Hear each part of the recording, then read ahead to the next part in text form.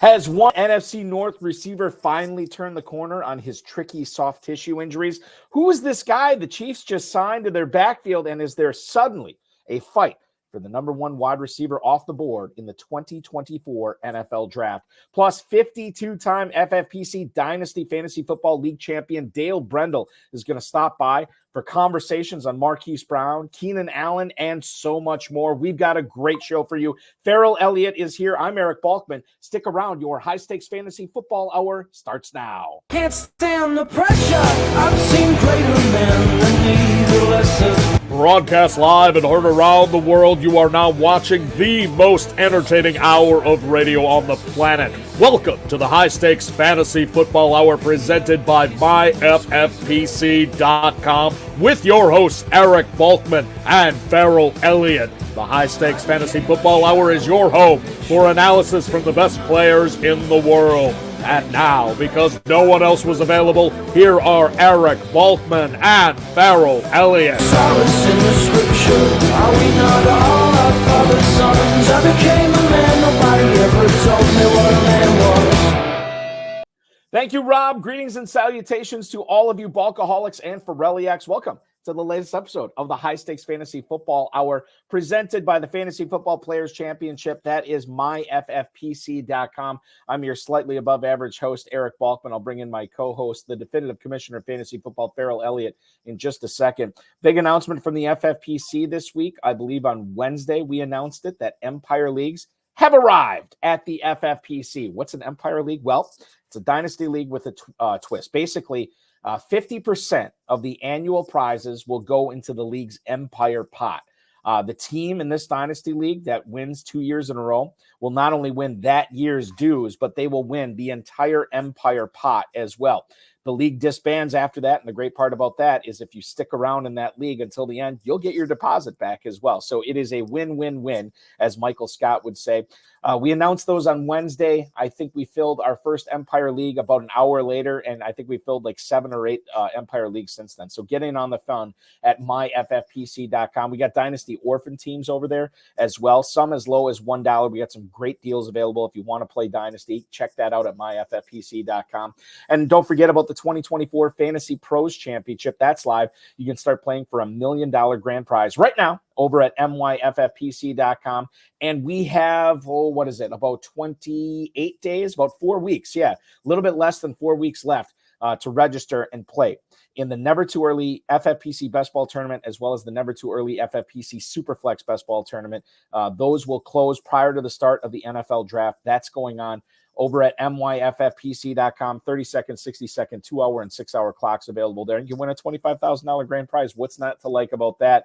$125 to enter that tournament. And then if you want to enter the Superflex, it's a $10,000 grand prize at just $35.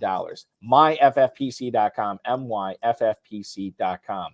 Let's bring them aboard right now. Remember to like this video, subscribe to the channel, comment on it, share it with your friends and enemies, and get notified every time we go live, like right now. Please welcome in the definitive commissioner of fantasy football, Ferrell Elliott. Ferrell, a happy March 29th to you. My goodness, NFL Draft less than a month away, man.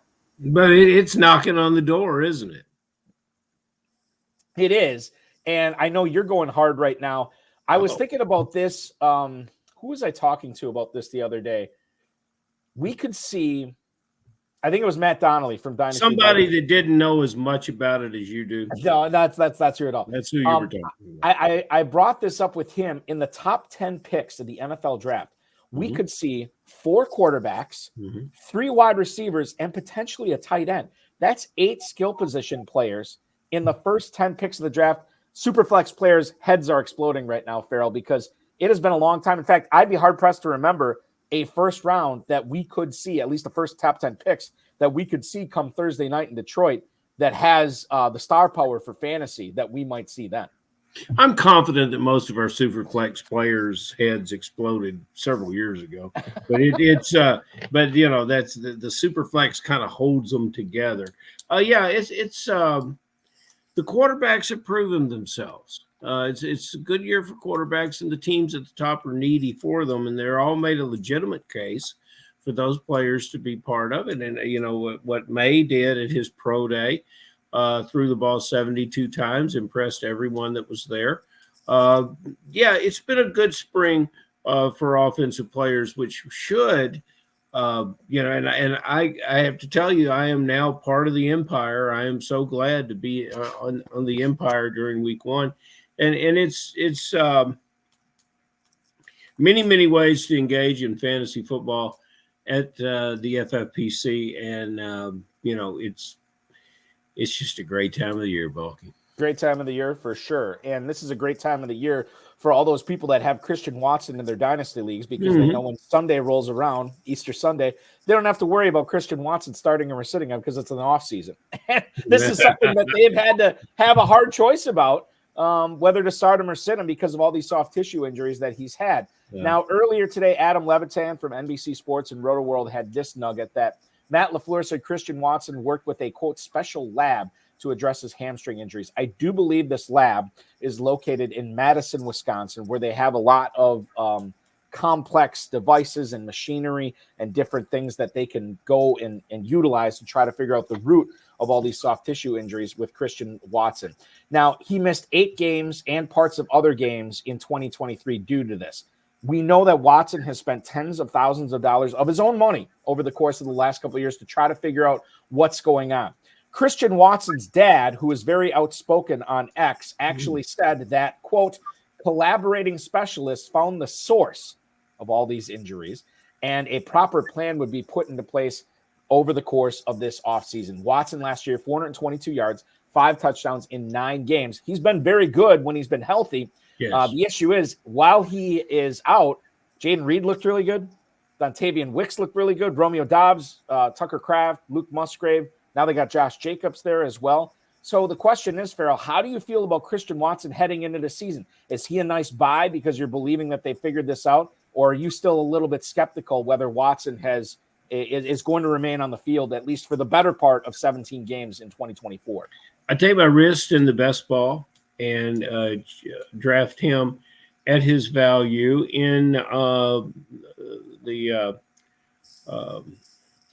what's our event called, Balky? The $300 teams, the Fantasy Pros Championship. Fantasy Pros Championship. Yep. Okay. Boy, I'd like to win that, and then I could remember what it is. Fantasy Pros Championship.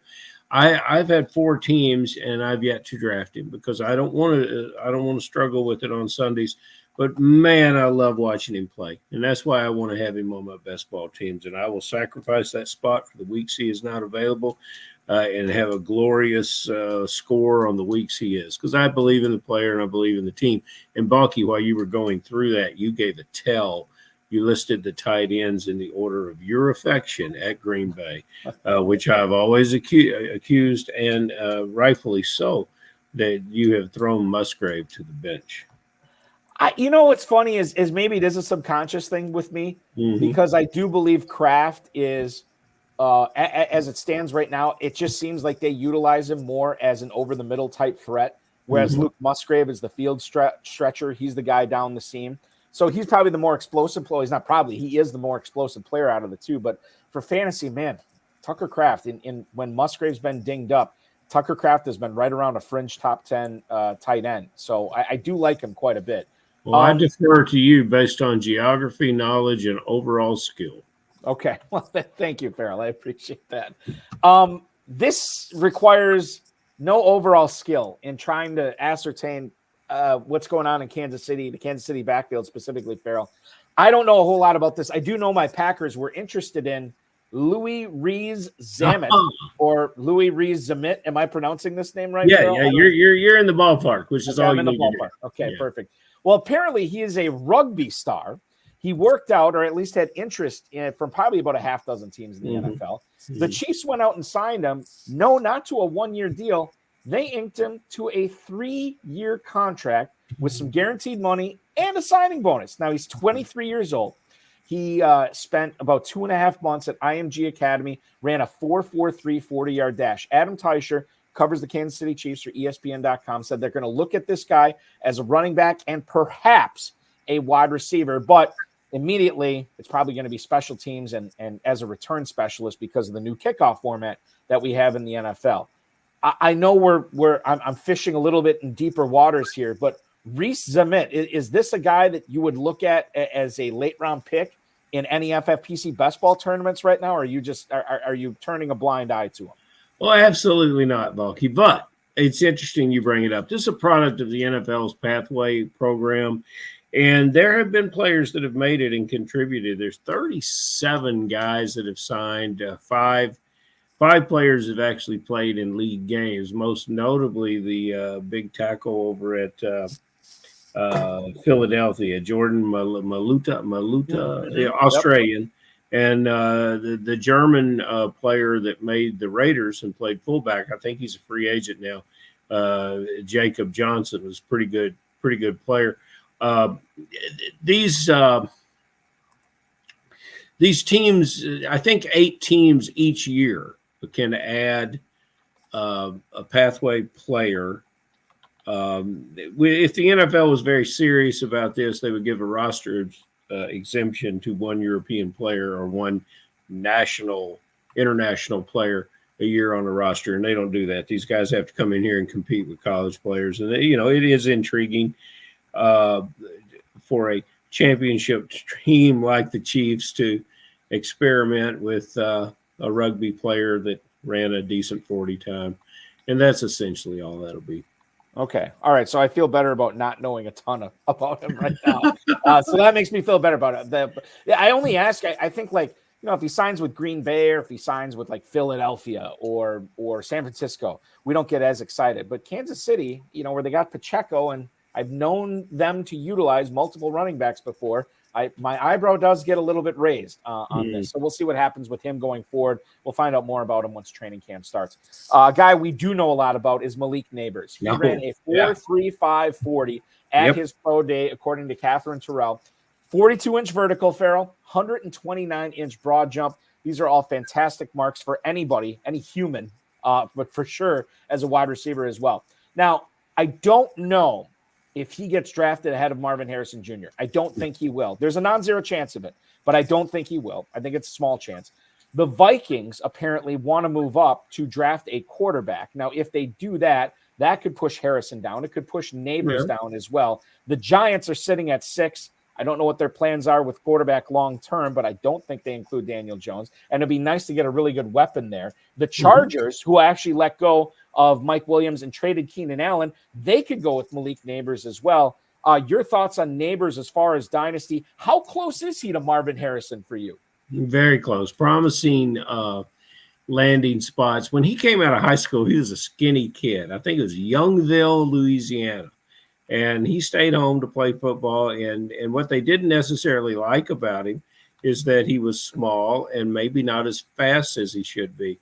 But he's taking care of that now. He's 200-plus pounds, a good 6-foot frame, and he's blazing fast. 89 receptions and 14 touchdowns last year at LSU. You cannot argue with that production against some of the finest college football players in the country. So I don't think you can overdraft this player. Our fantasy players will not draft him because of the legacy issues with Harrison Jr. So I don't think anyone will draft him over Neighbors, but draft Neighbors over Harrison. But there's that bloodline aspect there that people can't overcome. But I really love Neighbors. If you live and die with the Tigers down there in Louisiana, maybe we could see him move up certain fantasy boards. But he's going to be a great first round pick for all those dynasty players. Do you like him? How much better do you like him than Rome Odunze out of Washington? I like the level of competition that he's had. It doesn't mean I don't like Odunze, but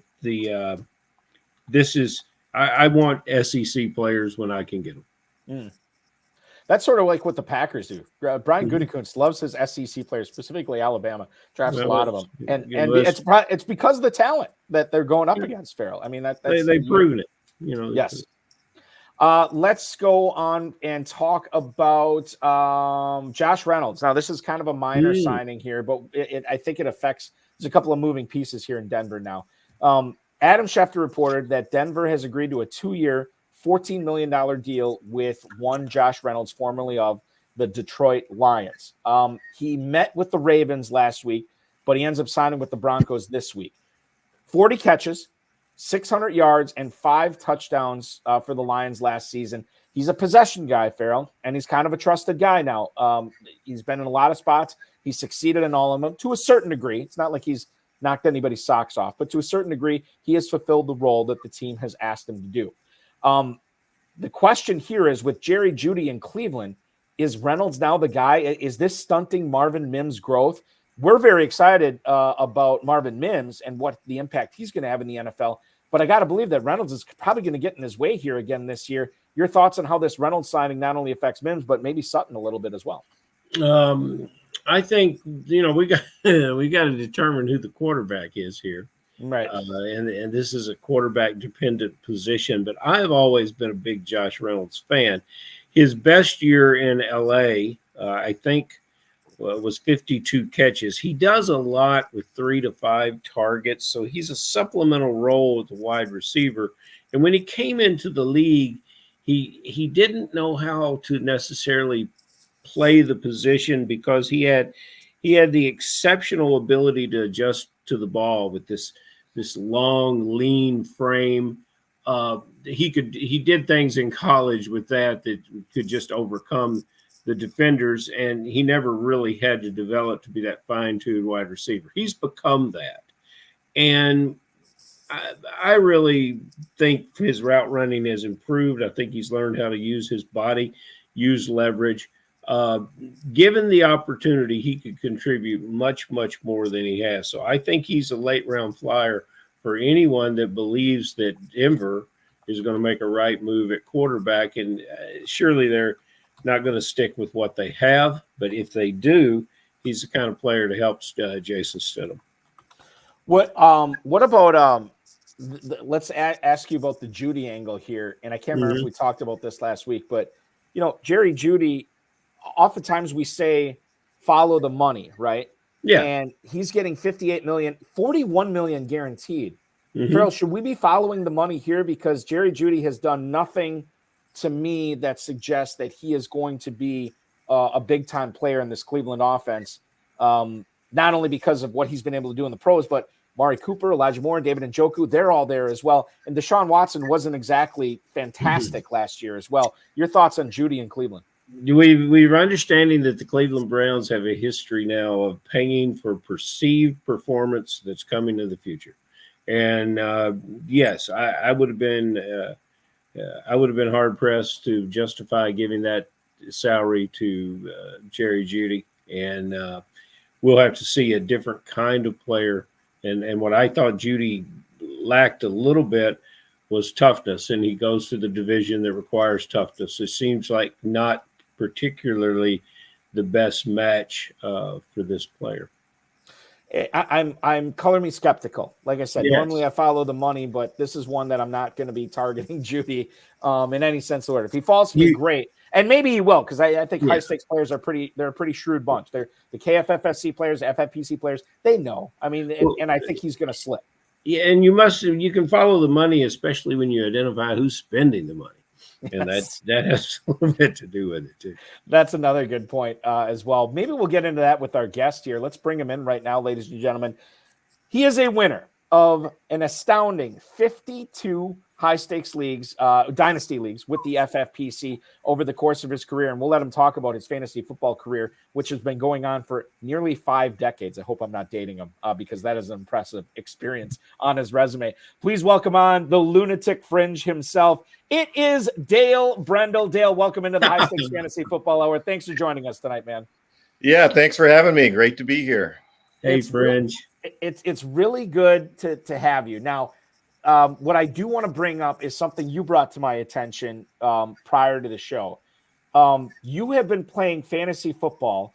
Again, I'm not trying to make you seem old, but you started the same year you started playing fantasy football the same year I was born, 1979. You were already playing fantasy football with your buddies before I was still inside of my mother, basically. And don't mark the tape on that. That's horrible. It sounds awful. All right, so this is when you were a sophomore in high school, and the league is still going, right?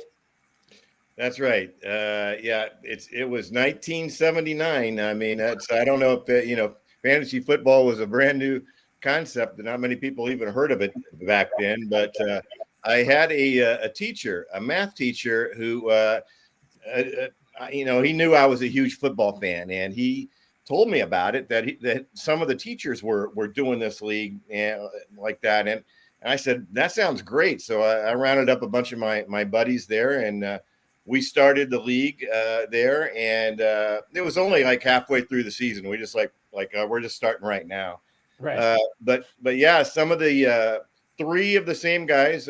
We just have a 10-team league now today. That league is still going continuously, 45 years, and three of the founding members are still with it, and in some cases their kids are in the league and have been doing quite well, winning a few championships here lately. So it's been quite a journey. It's been fun, playing it that long. That original league looks a lot different than the way we play today. Look how far you've come, my friend. Yeah, exactly. Wow. Yes. Dale, do you remember? I know you said you started in the middle of the 79 season. Do you remember who the first overall pick in that league was back in 1979? Well, I'm pretty sure it was Dan Fouts. I mean, the Chargers, either I had Fouts or he was the first pick or both. I don't know, but Fouts with Eric Coryell, that was the team to have in football, fantasy football back then. And I'm pretty sure I had Earl Campbell also. He was he was a touchdown machine, and you had Fouts and Campbell. You were sitting pretty good back in those days. This was the Fouts, the Eric Coryell team. Was this Kellen Winslow, Lance Allworth? Were they on that same team as well? Not Lance Allworth, but Winslow. Yes, Winslow, that was a great combination. And Jefferson was I think the big. They had a great 1-2, Charlie Joyner and Jefferson. I get him confused now with not Justin Jefferson. I know John Jefferson. John Jefferson. That's right. Yeah. You remember? So yeah, that was a great combination. If you got Fouts Jefferson combo back then, that was that would take you to the playoffs for sure. The Fouts Jefferson Winslow stack of 79. That's what everybody was looking for back then. You have another league that you've been playing for 35 years too. Another one that started in 89, right? That's right. Yeah, and it's the same. That was after doing I had been doing the league for the first league for 10 years. It was like an experience veteran. The new league. Right. Yeah, we started a new league at my workplace with a bunch of the guys there, and that league has been going on ever since then with I don't know, 3 or 4, 5 of the same founding members as well. Unfortunately, we haven't kept with the times, and back then, it was just touchdowns only, and field goals from the kicker. There was no bonus points or yardage, and that is still the way we play those two home leagues today.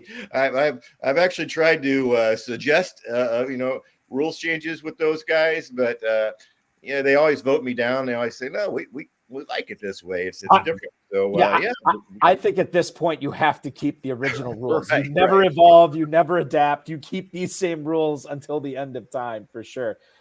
So this is amazing, Dale. You've had these two leagues you've been playing in for 35 and 45 years. You're in other leagues. You've won 52 dynasty leagues in the FFPC. My God, how do you keep a steady job, or don't you keep a steady job? I don't even know what you're doing for a living right now.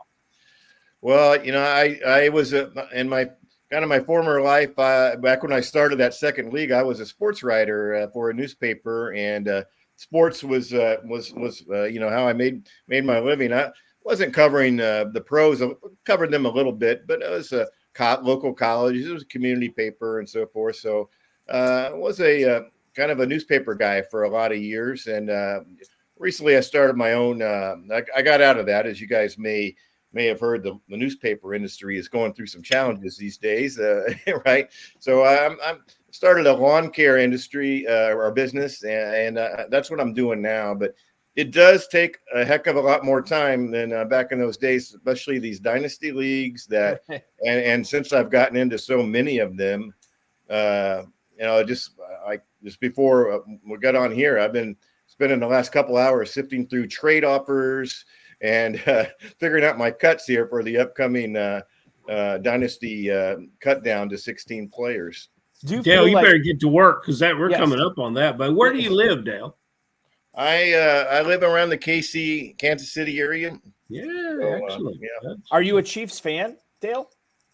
Absolutely. I was a Chiefs fan back when they were no good. I mean, since I was a kid, before I started fantasy football, I was a diehard every week. I witnessed, lived through the last of the Lynn Dawson era, and about a 20-year playoff drought after that, and then.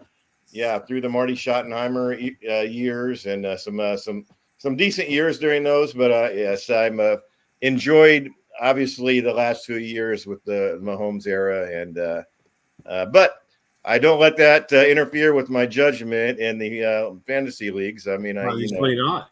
Obviously not. Did you? So you said a little newspaper, junior college, writing local schools. Did you happen to write for the noted Kansas Jayhawk League? Did you write a little Dodge City and Butler and Hutchinson, Kansas, and all that? No, I was more on the Missouri side. And we had some teams there, Central Missouri State, and Northwest Missouri, and things like that. Also covered a lot of high schools. There were really some great prep football.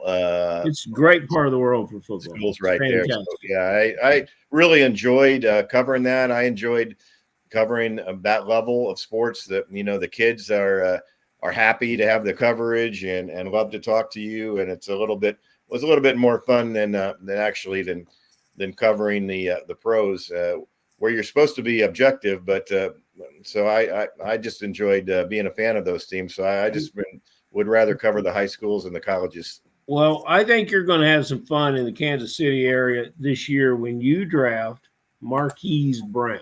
Now, I think that this is a wonderful addition for the Chiefs. Fantasy players will not see everyone's boat rising because we're in a situation here, and I think there's plenty of room for pass catchers in Kansas City. Your thoughts on how this affects one young developing receiver that I think is a true superstar, Rashee Rice? Yeah, I that's a good question. And being here in Kansas City, I'm pretty tuned into that. I was all over Rice. That's one of the reasons I had a really pretty good year last year. Is I drafted Rice in so many leagues, and I got him in rookie drafts a lot of times. In the second round. Mm-hmm. And I was just looking at some of my teams today. He's by far, I have the most shares of him than any other player in all of my leagues. And so I pay attention to Rice. I love him. But I don't think the Marquise Brown signing is going to affect him that much because obviously there's plenty of more targets to go around in that Kansas City offense. Targets that went to Tony and Sky Moore and Justin Watson.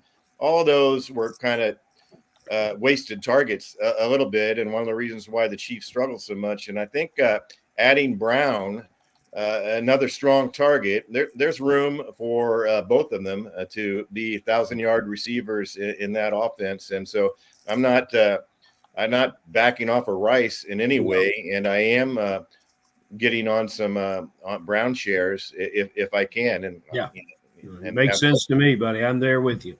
So both of them are buys for you right now, Dale. Both those Chiefs receivers. Yeah, absolutely, absolutely. I think that they can support two receivers plus Kelsey in that offense. One of the things I've been kind of racking my brain with, a couple of my dynasty leagues, I have Keenan Allen as my number one or my number two receiver. And I was sad to see him leave Justin Herbert's offense in Los Angeles. Now he lands with Chicago, ostensibly to catch balls from Caleb Williams, but he's going to have to fend off Cole Kmet, DeAndre Swift, DJ Moore, Gerald Everett are going to be there as well. How big of a hit do you think Keenan Allen's numbers are going to take going to Chicago now this year, if at all? No, I think they're going to take a hit. I was always I have a ton of Keenan Allen shares, and I loved him being the wide receiver one in the Chargers offense before, and now going there and competing for shares or for targets with the Bears offense. It's going to be probably Caleb Williams throwing to him, so it could be a good offense. So I'm not abandoning him or trying to get rid of him or anything. I just don't. He's the last few years. The last year was his best year, but he's been injury prone a lot, and I'm downgraded him a little bit on my value charts. I see him as a wide receiver 2, and one that I'm going to keep and kind of see what happens to. But I don't know. What do you guys think? I mean, what's going to happen with the target shares there? I think DJ Moore's got to be the wide receiver 1. It's going to be tough because had Justin Fields still been there, I would say, well, it's clearly going to be more because they have the chemistry already built up. Keenan Allen's the new guy. Well, now Caleb Williams is the new guy. So it's new for Moore. It's new for Allen. I honestly don't know how it's going to go. My guess is that Caleb Williams, as a young quarterback, will lock on to Keenan Allen a little bit more than he would DJ Moore. I don't think Keenan Allen's catching 100 passes this year. I do think he catches 80. I do think he threatens 1,000. I think he probably goes over 1,000 yards. I don't know about the ends. I mean, like I could see him scoring 3 touchdowns this year. I could see him scoring 9. You know what I mean? So that's a little bit hit or miss. But I do still think kind of what you're saying, Dale. He's going to be involved. He's going to be a number 2 receiver. I'm holding him in my dynasty leagues. I don't think anybody's going to knock my socks off with an offer. Ferrell, how do you see Keenan Allen in Chicago? And then, I would like to know, since this trade was announced, let's talk about our great friend, Mr. Armani, and what he has, his stats that he has available for us tonight and all FFPC players, because I think that's where we need to be. You don't acquire a player like this if you don't say we're going to do something with him that resembles the play. But his previous play. But Dale's right.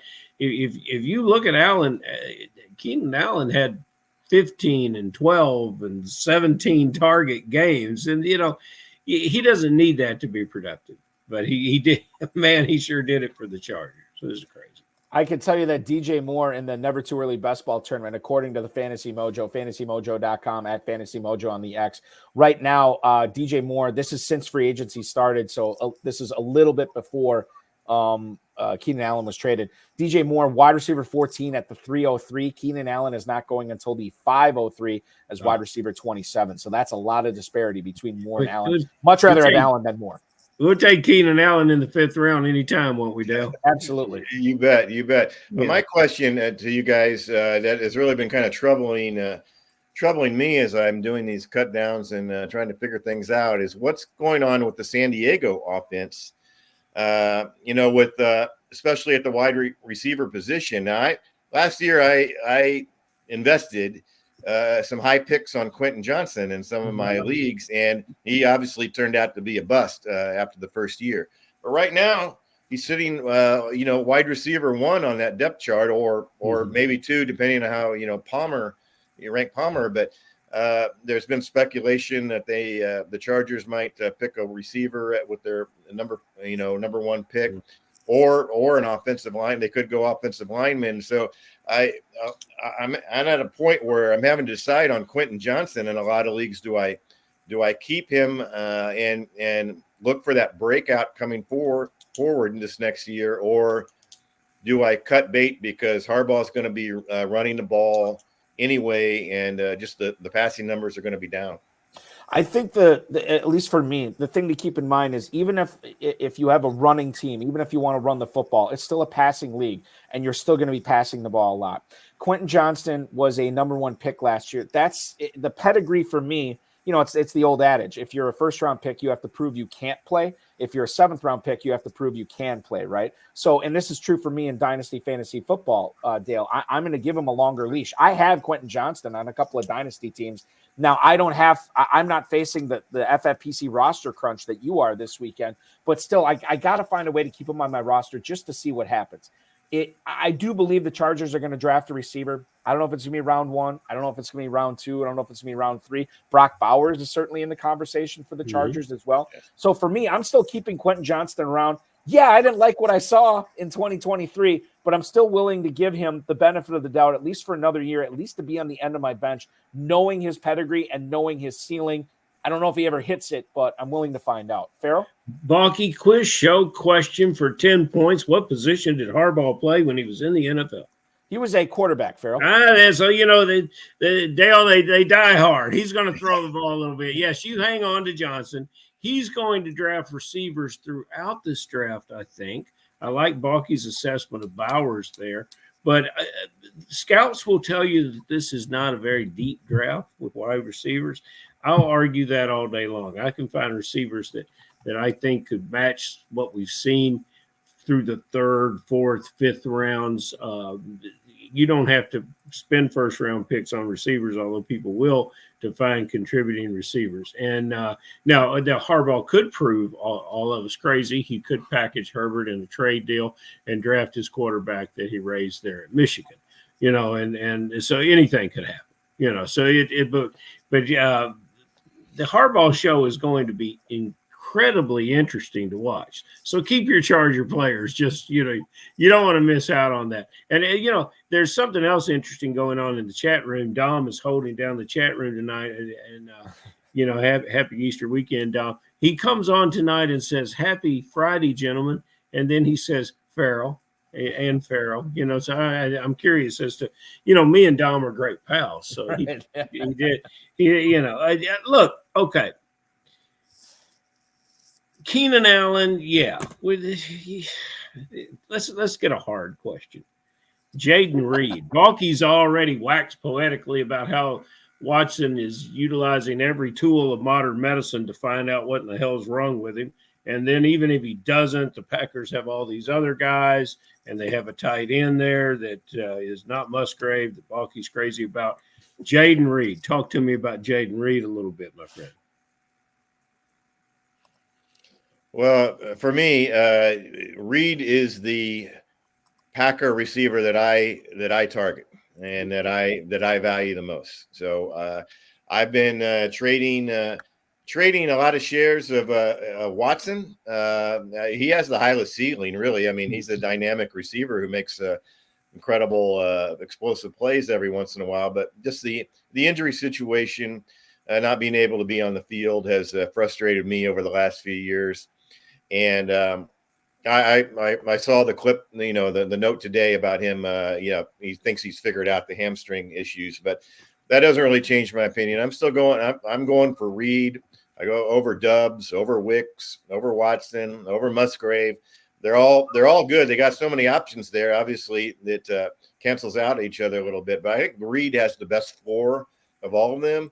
He's like the possession receiver who occasionally breaks out, even for a bigger game, and he should be able to build on a really strong first year. So that's the guy that I'm going after on the Packers receiving too. All these great targets, yet Love doesn't seem to move up in the draft. Well, yeah, is he moving, Balky? Is he moving up? I would say normally I'd say yeah, he's still way down there. He has moved up a little bit, probably not to where he needs to go yet. I think that's been fueled by my aggressive play because I think I'm drafting him ahead of everybody. I've got him a lot of places. There you go. You see, this Dale and I have Love. In the Never Too Early Best Ball tournament over the course of the last 2 weeks, he's moved ahead of Brock Purdy. He just recently moved ahead of Kyler Murray. I don't know if he surpasses Dak Prescott. I think that could happen, but I think we got to wait till we get closer to the season before that happens. He's going as quarterback 9 in the middle of the 8th round right now. I think that's fair. Right, I could be down for that. So let's move. I have so many questions about Jaden Reed, but I don't want to turn this into a Packers show. Let's keep moving here. Already is. Austin, yeah, it already is. Austin Eckler. Let's talk about him, Dale. A guy who goes from the Chargers to Washington. He's going to split the backfield, at least we think, with Brian Robinson. But of the two, Eckler is the more prolific pass catcher. And I'm kind of wondering if he is just sort of like a third down change of pace guy where the Commanders, if they're not relying on him to play, 80% of the snaps or whatever, this could actually make him better for fantasy. And he's dropping way down the draft boards. He'll have fewer touches this year, but I'm wondering if his efficiency goes up. And this guy is actually a sneaky buy in Dynasty for people who are in a championship window, Dale. Yeah, I agree with you, Eric. I'm in on Eckler. I mean, I have him on a lot of leagues, and I was, suffered through disappointments last year as he kind of came from an elite running back into last year's performance. But I like the landing spot in Washington. I like the fact that the Commanders want him and that he is very excited to be there, and that Kingsbury has a history of passing to backs. And I think I've seen Eckler going for second round picks and rookie drafts and things, and I think he's worth that. I think he's got a good chance to score, basically 10 points a week in PPR just on the receiving stats alone. I can see five catches, 50 yards being just a normal week for him, and then every once in a while he's going to break one out or he's going to score some touchdowns, and plus, I definitely like him over Robinson because Robinson doesn't have the passing potential, but also, Eckler has been a proven touchdown scorer, even over the years, and I wouldn't be surprised to see him getting some carries as well. So I like Eckler as a RB3 or maybe even an RB2. Everybody needs a change of scenery, and I'm right there with you. But Balky isn't getting out of Wisconsin, and in a moment of sheer genius in keeping with the theme of the show, the Green Bay Packers were fortuitous in signing a running back away to come in and protect, and that is given an opportunity for Zamir White to step in as a player. And I'm curious, the most intriguing guys are a backup running back, and I thought last year with what he did, 100 rushes, 400 yards. I think that Zamir White showed me what a good second-year back would do. Now we go into his third year. Can he hold down that Raiders position? Do you think that he's going to get the chance to have a Jacobs-like 250 carry season? Well, I'm keeping Zamir White obviously in all my leagues, but I'm kind of keeping him as a little bit of a cautious spot. If I've got him as a running back 3 or as a backup on my team, that's where I'm really happy with him, because I think then he could develop into, if they don't bring in any other competition for him, then he's going to put up great numbers, right? I just wonder if they're not going to, bring in somebody else. When they signed Madison, it gave me more confidence in White. To think, if that's the best that they're going to do as far as the competition or the complement for him, then White's the man. And so I'm definitely taking shares of him where I can, and feel optimistic that maybe he's going to be, a breakout candidate here this year. And when they re-signed Abdullah, there's a chance that he could return to be, he's been basically invisible with the Raiders, although he played more last year than he did the previous year. It's interesting with this player and just what the team, you look at the new general manager and the new head coach, and they're still figuring each other out. And, the Raiders have a full complement of draft picks this year. White was a 4th-round pick. They have 4 picks in this 2024 draft that preceded where they took White in the 4th round 2 years ago. So from a talent value, I think we're going to see some more guys in the backfield, but I believe in this player. He doesn't have a lot of waggle to him, but he's a strong runner. He might remind me a little bit of Chubb, but I don't know. But Balky, do you have any idea what you got to pay to get in business with White now? Yeah, it's drafted him. Yeah, the price still has not, and it's not ascended to like starting running back level. You're still looking at, as far as the Never Too Early Best Ball tournament goes, he's running back 29. He is at the end of the 8th round. This is below Eckler. It's below Jalen Warren, Tyjae Spears. In fact, he's going to pass Tyjae Spears here shortly, but he hasn't yet. And he's actually ahead of the aforementioned Brian Robinson. He's ahead of Trey Benson, and he's neck and neck with the newly signed Miami Dolphin, Raheem Mostert, at the end of the 8th round. So it's a low price to get in business with Zamir White, and I like that price right now for redraft for sure. Dale, the Atlanta Falcons, as excited as I am about them in 2024, I feel like I have to temper my enthusiasm a little bit because I don't think a lot of other people are talking about the Falcons in as high regard as I am. This is a team that has been wandering around the path of the boulevard of broken dreams of quarterbacks, right? And they just haven't found anybody. Now they get Kirk Cousins. I know he's coming off the torn Achilles, but the reports are good that he's going to be healthy, and the Falcons gave him a lot of money, so they think he's going to be healthy as well. They went out and got Darnell Mooney to go with Kyle Pitts, to go with Drake London and Bijan Robinson. To me, not a lot of people are talking up the Falcons offense right now, which makes me think I should be going out and trying to acquire guys like London, guys like Pitts, guys like, I don't know if I can pull off Robinson, but London and Pitts for sure. What do you think the Kirk Cousins effect is going to be on the Atlanta Falcons? What are you doing with the Falcons on your dynasty teams? And maybe more importantly, what are you doing with those dynasty teams that don't have Falcons? Are you trying to get them on your squads right now? Yeah, definitely. I'm with you, Eric. I think the Falcons are going to have a big bump, all of them. And I've seen that in the trade values, at least in the discussions I've been with and regarding Pitts and London, especially.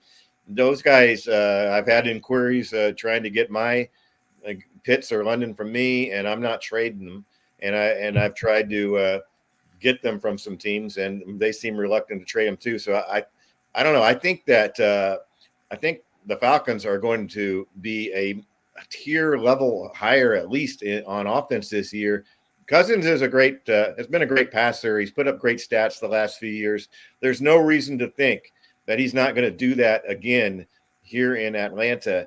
And I'm especially excited by just that they have a new offensive coordinator as well. And they're tailoring, going to be tailor the offense around Cousins. And I think he's going to put up big numbers. I don't know if it'll be the same numbers he was doing in Minnesota, but I think it's definitely going to be an increase in numbers for London and Pitts. Especially, and the Falcons got rid of Jonnu Smith. They let him walk, and so Pitts is the only guy there. I think he's probably undervalued in most places, and if you can get a hold of him, you should do it. How much of the Atlanta Falcons' interest that you have in Dynasty do you blame their lack of fantasy production to the coaching staff? Like 110% to the player. It's like, yeah. How bad? Well, yeah, I don't know. Maybe not 100, maybe not 110, but 90%. Then my follow-up question is this: how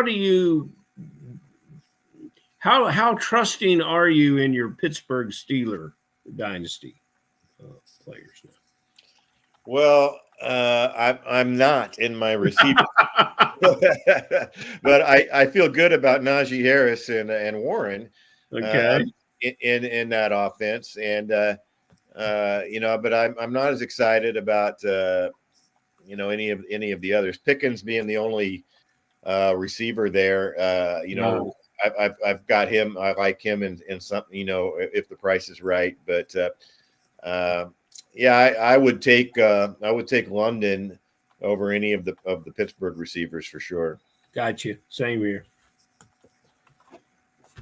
Ferrell, we touched on the Broncos earlier in the program. Oh yeah, we did. I'm sorry. But we didn't address the elephant in the room, and I think maybe I don't know. I don't want to put Dale on the spot, but maybe he can help us with this. Help us, Dale. Okay. Well, the Denver situation causes me a lot of angst right now. Okay, so there are so many leagues where last year I kind of at the end of the year, if I had an open spot in Superflexes, I picked up Stidham as a quarterback, thinking like maybe he'll have a couple strong games and go into the next season as the starter. And I got him for cheap. So I have him in a ton of leagues. And so now we're coming up on cut down time, and it's a very messy situation, as you guys know. And I have Stidham, and in some leagues where I don't have a strong QB3 or even a strong QB2, it's like I want to maybe hold on to him just in case he's going to be the starting quarterback, because I might need an extra starter. But on the other hand, I don't think Sean Payton is committed to Stidham at all. I mean, based on some of his comments and things, I think he wants somebody else in there.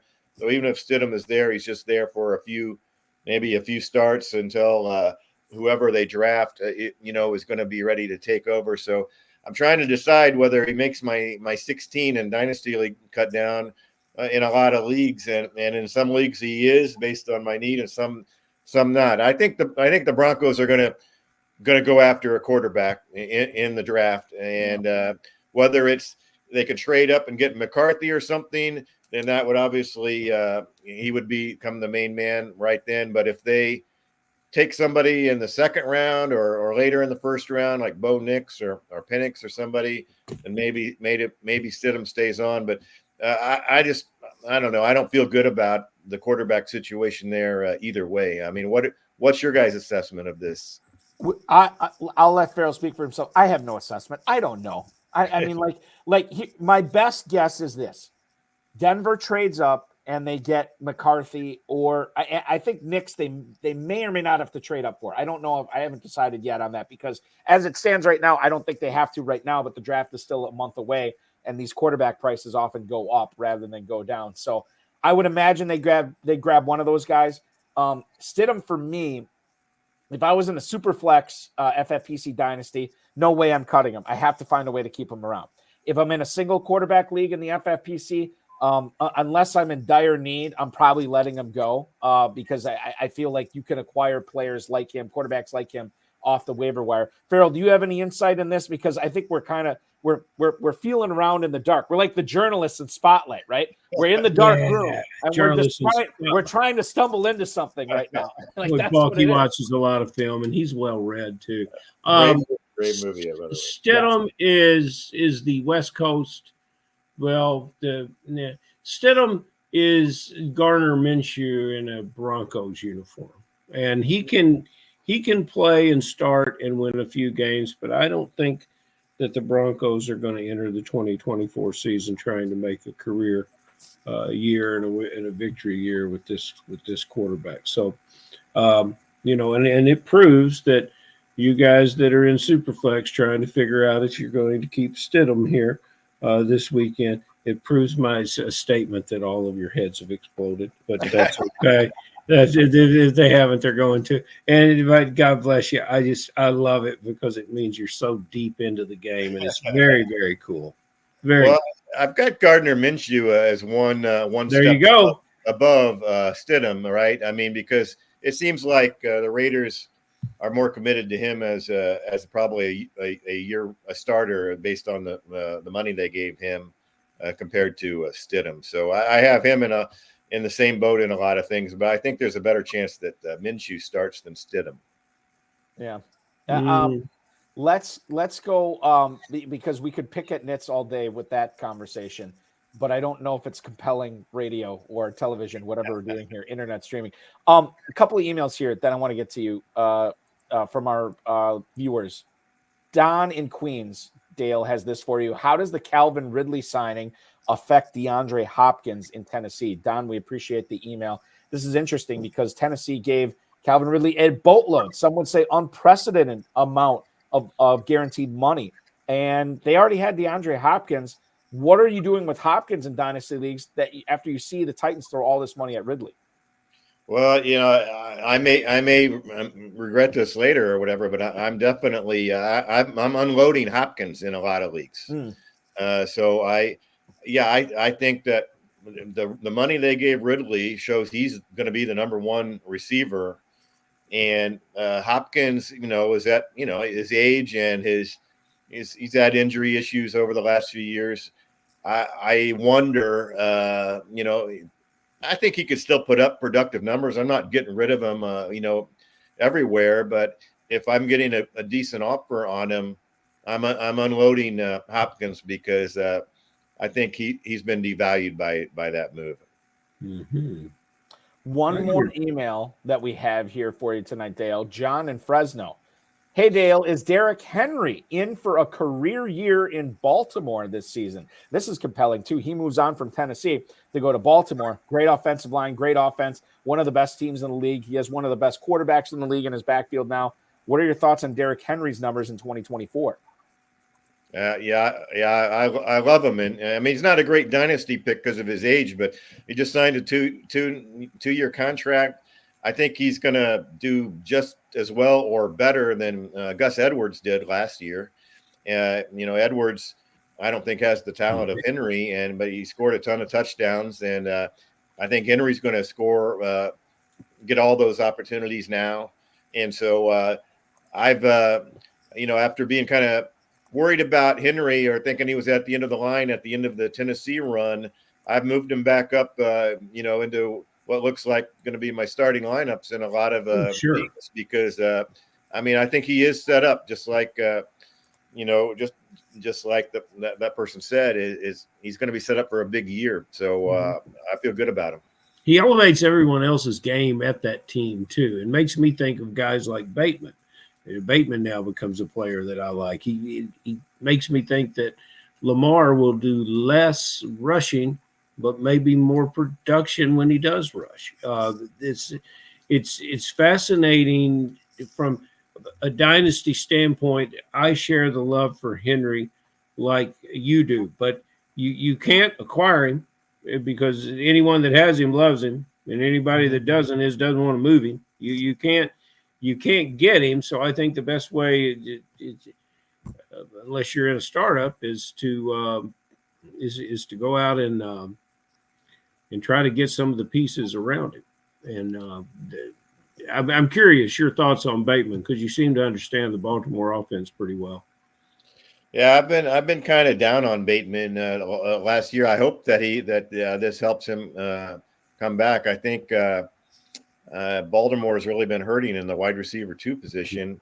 I had Bateman in a lot of leagues, and he just disappointed. So many times that I've I'm kind of soured on him. But I think this is his great opportunity. I mean, I'm sure Harbaugh has talked him up a lot as that next year is going to be a big year for him. So if he can step back into that wide receiver 2 position now that OBJ is gone and take advantage of it, then he could be a sneaky breakout pick for next year. Yeah. Ferrell, I am fresh out of emails, but we do have one more question for Dale.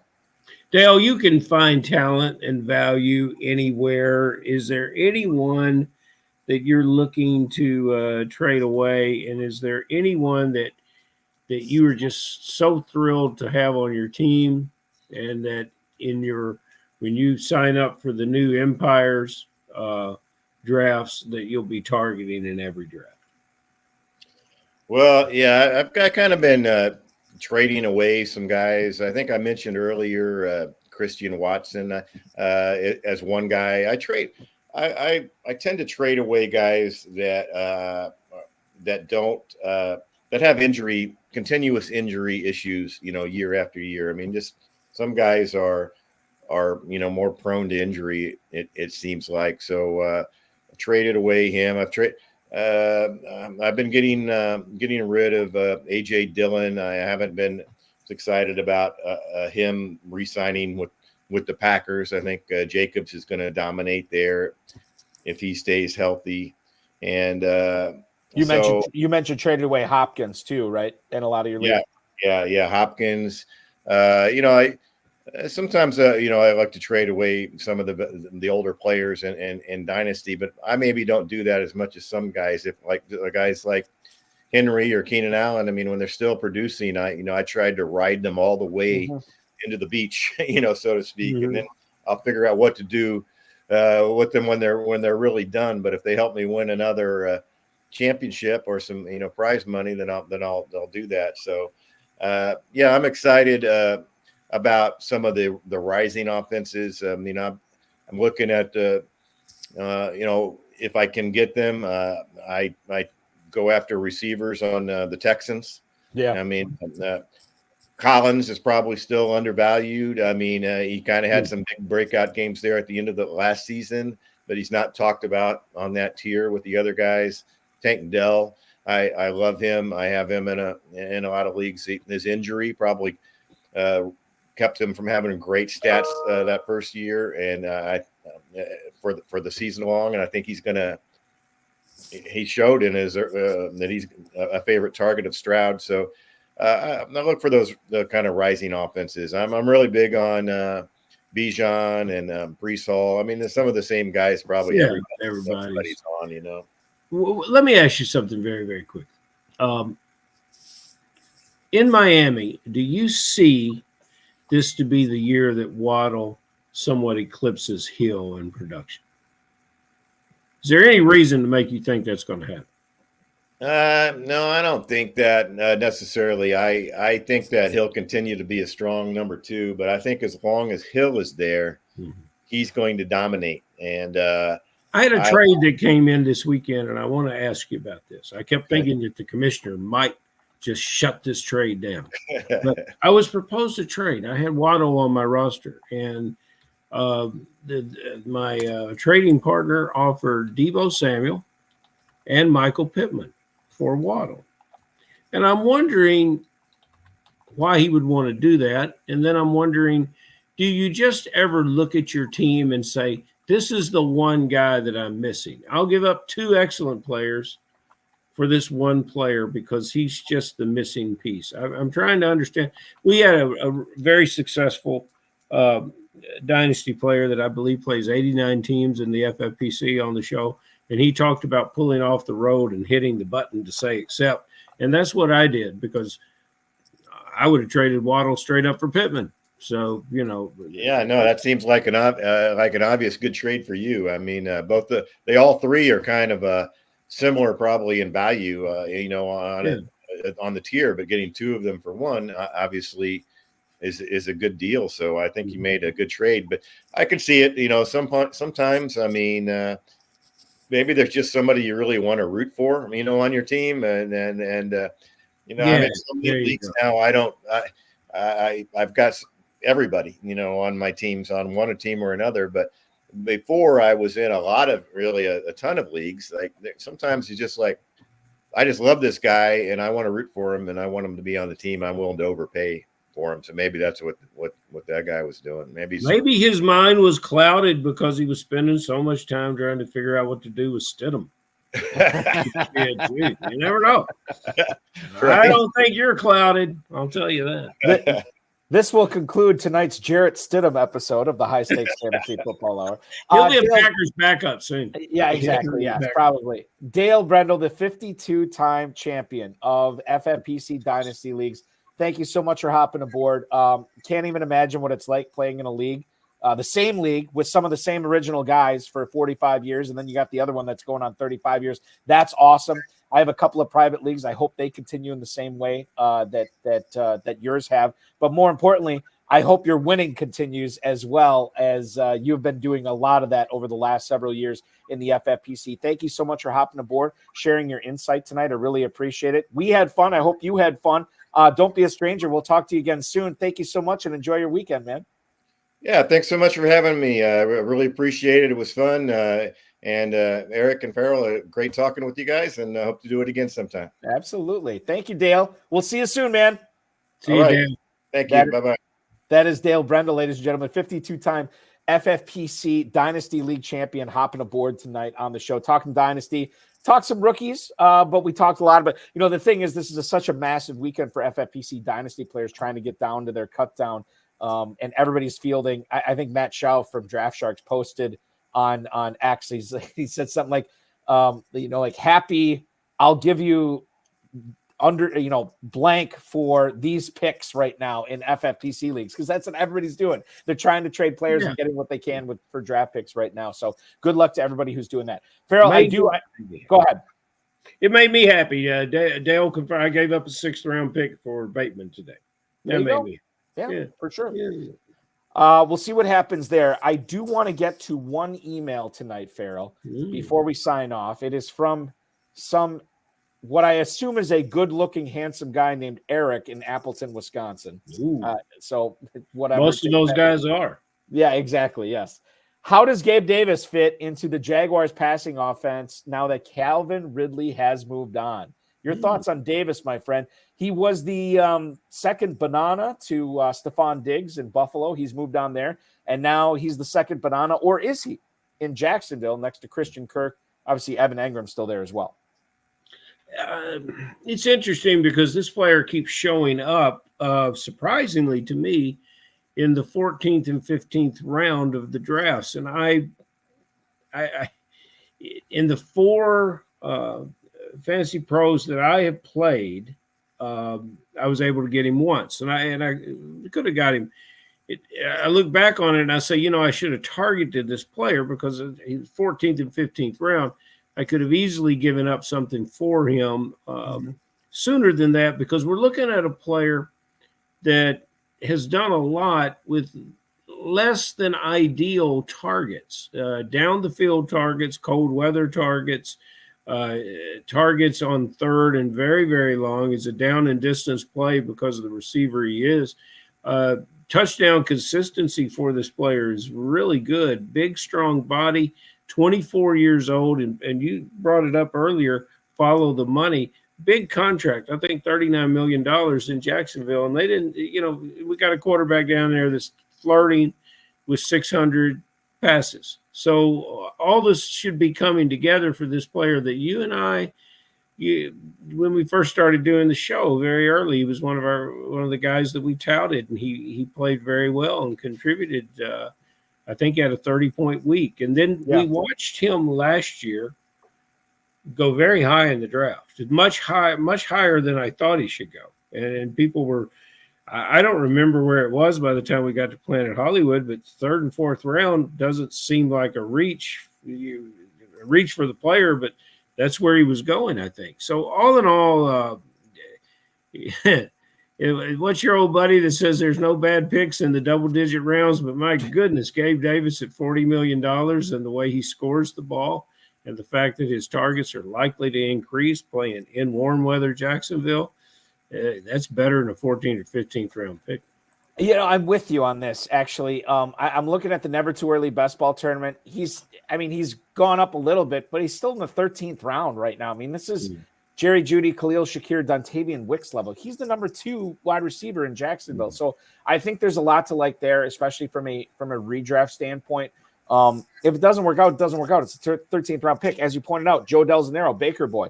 You can't make a bad pick after the 10th round. And I think Gabe Davis might be one of those good picks after the 10th round this year. I know I'll be targeting him when I play in the KFFSC at kffsc.com. I encourage everybody to check that out there. And, of course, Ferrell Elliott, the definitive commissioner of fantasy football, the commissioner of the Kentucky Fantasy Football State Championship. Thank you so much, my friend. So much fun once again tonight. Let's do this again 23 hours from now. Sound all right? Not 23 hours from now. 6 days and 23 hours from now. That sounds even better, man. That'll work. Yeah, all right. Ferrell, thank you so much. Enjoy your weekend, dude. Ferrell Elliott, the definitive commissioner of fantasy football. Follow him on the X at jferrellelliott and, of course, at KFFSC official. That will conclude tonight's proceedings, ladies and gentlemen. I do want to thank Dale Brendel. I want to thank Ferrell Elliott, of course, Rob Bryce, the FFPC, and each and every one of you for watching, streaming, downloading, listening to this later. The High Stakes Fantasy Football Hour will be back next Friday night at 10 p.m. We will talk with 18-time FFPC Dynasty Fantasy Football League winner Jim Tracy. He'll be our guest. That's going to be a lot of fun, a lot more Dynasty. We're coming up on the draft. So this is, and we'll find out how his cut down shook down as well with all of his FFPC leagues. We'll get into a lot of that coming up next week. In case you missed last night's High Stakes Fantasy Football Show on the Better Sports Network, check it out on any of the FFPC socials as well as the Better Sports Network socials. Dynasty Vipers Network host Matt Donnelly from Fantasy Points and Rotoballer joined me for 2 hours. A lot of fun there. We had a lot of great discussion, and it's worth it just to watch the Jalen McMillan discussion that we had there for sure from Matt Donnelly. So check that out there. Empire Leagues have arrived at the FFPC. 50% of the annual prizes will go to the league's Empire pot, and any team that wins the league 2 years in a row will win not only that year's league prizes, but the entire Empire pot as well. Go to myffpc.com to play in that, as well as the Dynasty Orphan Leagues that you can claim there. Some for as little as $1. We still got some good teams that are a little bit more than $1 that you can claim there and play fantasy football 365 days a year. The Fantasy Pros Championship is live. Win $1 million when you draft. There we have live drafts and slow drafts going on with that, as well as live and slow drafts going on in the Never Too Early FFPC Superflex and Classic Best Ball tournaments that will close April 25th. Make sure you're registering now. $125 entry fee will get you eligible for a $25,000 grand prize in the Classic Best Ball tournament, and then the Superflex Never Too Early tournament. $35 to enter, and you can win $10,000 in that as well. Those are all at myffpc.com. Remember to like this video, subscribe to the channel, comment on this video, share it with your friends, share it with your enemies, and get notified every time we go live, which will be once again this coming Tuesday. RotoViz High Stakes Lowdown. I didn't even mention this. Stu Keen, who I believe is a 9-time winner of FFPC Dynasty Leagues. He's one of the 26ers who I know have grown in popularity over the years. Stu Keen will be joining me at 10 p.m. Tuesday night on the RotoViz High Stakes Lowdown. Jim Tracy next Friday night at 10 p.m. with myself and Ferrell Elliott. And if you want to watch the High Stakes Fantasy Football Show Thursday at 7 p.m. Eastern Time on this coming Thursday, Dynasty Nerds Garrett Price will be my guest on that. A lot going on the FFPC socials. We never sleep. We do podcasts 365, well, not 365 days a year, but we do them year round. It's a lot of fun. Hopefully you're enjoying them and learning a lot from them, from all the guests we're bringing on. For Ferrell Elliott, for Dale Brendel, I'm Eric Balkman. Thanks so much for watching. We'll talk with you again next week.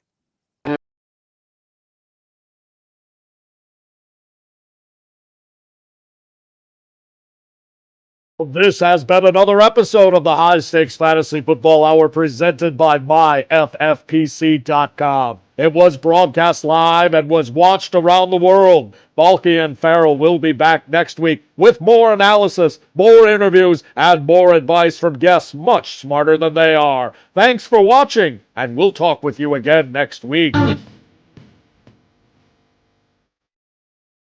Remember, ladies and gentlemen, as Dale referenced several times in his interview tonight, if you are playing in the FFPC, you need to make sure that you are cutting down your teams in time to make sure that you have a legal roster going forward in all of your FFPC leagues.